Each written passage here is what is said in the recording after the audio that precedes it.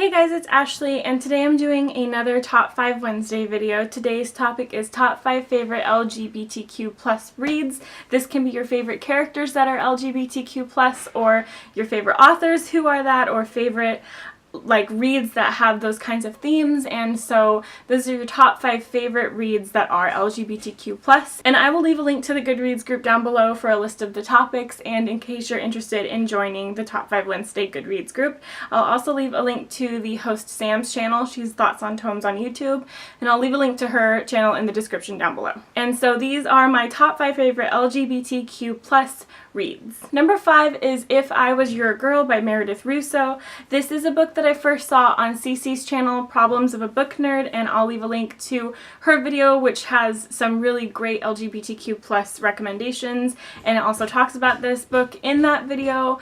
And she has a whole Goodreads shelf and stuff too. She's really great for giving recommendations on LGBTQ+ reads, and that's where I saw this, is on her channel. And so I read it because it sounded really amazing, and it did not let me down. It was really fantastic. This is a story about a girl who is a trans girl, and she just moved to a new school in her senior year of high school. She basically moved because she was outed as a trans girl, and so she's trying to start fresh basically and keep her secret hidden. And she meets a boy and trying to keep her identity as Andrew, which was her name when she was a boy, secret, to see if, she can fall in love and just, go forward in life and be happy. And it's a really great story. I really loved it. I ended up giving it 4.5 out of 5 stars. I just have nothing bad to say about it. I think it was really fantastic. And its own voices. The author herself is trans, and the model who is on the cover of the book is also a trans girl, so it just is own voices all around, and it's just really fantastic. I think that's amazing representation and a wonderful story, and just a very intricate, in-depth look at this girl's life. And I just think it's just fantastic for especially, getting to know that perspective and understand those struggles. It's just so important in so many different ways, and I highly recommend it. Number 4 is Everything Leads to You by Nina LaCour. This was one of my favorite reads just of all time. It's in my top 30 favorite books I've ever read. It's my favorite books when I read it that year that I read it in 2015.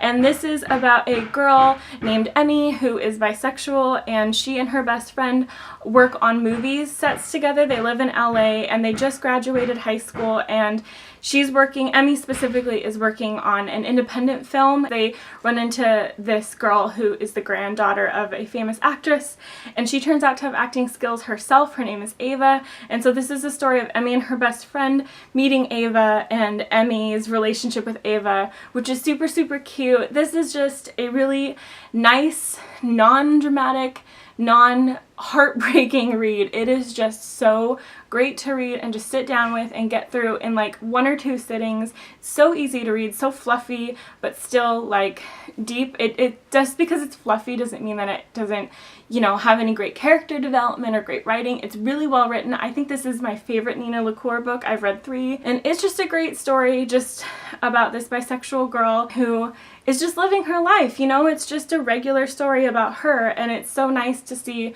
her just be as herself as possible. You really get to know her personality, and I just fell in love with her. I think she's just an amazingly cute lead character, and I really highly recommend this. It's just a great book all around. Number 3 is When the Moon Was Ours by Anna Marie McLemore, and I got this book from NetGalley as an e-copy before it was published, and it is just fantastic. I've been trying to get people to read it more because it's amazing. It is magical realism, but it also has LGBTQ+ characters in it, and both of the main characters are that. It's about this girl named Miel who kind of miraculously joined the town when she fell out of a water tower, and she can grow roses out of her wrists, and these horrible girls who live in town called the Bonner sisters want to basically snip off all the roses that grow out of her wrists so they can use them to try and lure men and boys and basically flirt with them and have it be successful. And Miel has always had this best friend, Sam, growing up, who is trans, and the themes are really important because they not only explore LGBTQ+ themes, but they also explore Latin American themes, as well as I think that Sam is like Pakistani or some kind of Middle Eastern heritage, and it explores those sort of family cultural values with a sort of magical realism element and the LGBTQ plus theme. So it does a lot of things really, really beautifully, and it's just amazing that this book is able to pull all these things off, tell this gorgeous story that has a beginning, middle, and end, and also show the importance of letting people just be who they are, even if they are different from you, and even if maybe they have family or cultural things that are different from what their family in the past has done. Just let them be, because like they're not hurting anybody, and it's so sad to see stories of people struggling and know that it's happening in real life. And I just wish, you know, as a blanket statement, everybody was more accepting, and this book made me really wish that, because these characters, Sam and Miel, have to go through so much just to be like accepted and accept themselves for who they are. They have a lot of internal struggles, and I just found this book to be really, really beautiful, and I really, really, really recommend you read it. It is gorgeous in every way. Number 2 is The Song of Achilles by Madeline Miller. I'm sure this will probably be on a lot of people's lists. This is a YA historical sort of retelling of Achilles and Patroclus, who were in the Trojan War in Greece, and this is their story, but in an LGBTQ theme. So Patroclus and Achilles there's a love story there. Patroclus feels for Achilles, and it basically retells the story of Iliad, but starting at when Achilles and Patroclus are kids, and it just shows their relationship growing up and the feelings that they develop, and is just so beautiful and heartbreaking and wonderful, and I am in awe of this book every day with how amazing it was written.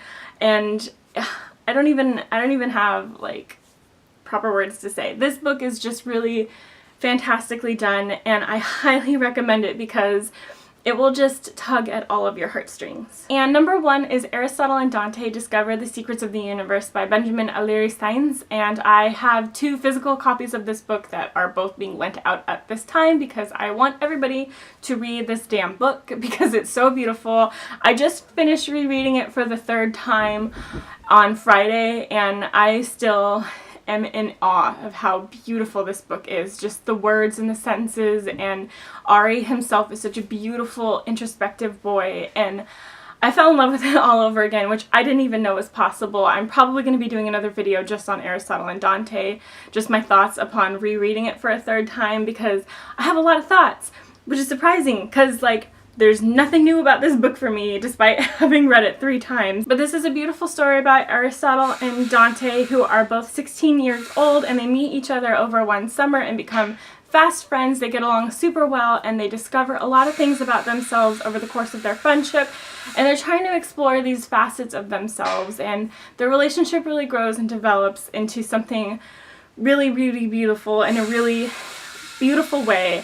I just want everybody to read this book. This is like one of my favorite books of all time, and the themes, especially that are LGBTQ, are so important because it's really about self-realizing and knowing that it's okay to be who you are despite what you may think other people will think of you. It's just really sweet, and it makes me feel so many things, and I cry every time I read it, not just like for sad reasons, but because it's so achingly wonderfully written. I cannot help but tear up at the words themselves, and I don't know what else I can do to recommend it to you besides say that it's beautiful and it's well done. It explores these themes well, and I have no doubt that you will love it. And that's it. Those are my top 5 favorite LGBTQ plus reads. Let me know down below one recommendation you want to give for me that is an LGBTQ plus read, and I will see you guys next time in my next video. Bye!